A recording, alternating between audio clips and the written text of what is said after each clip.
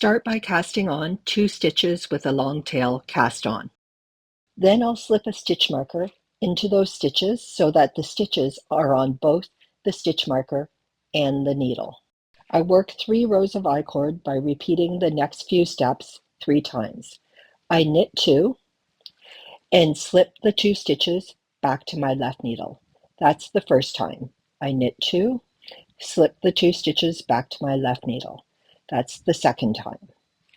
I knit 2 and slip them back to my left needle for a 3rd row of I-cord. I'll work set up row 1. I knit 2 and then I'm going to pick up 3 stitches from this edge of the I-cord that I've already knit. So I need to pick up and knit 3 stitches. This is 1, 2, and 3. So there's 5 stitches on my needle. I turn my work and slip the stitches from the stitch marker onto the needle. There are now 7 stitches on my needle.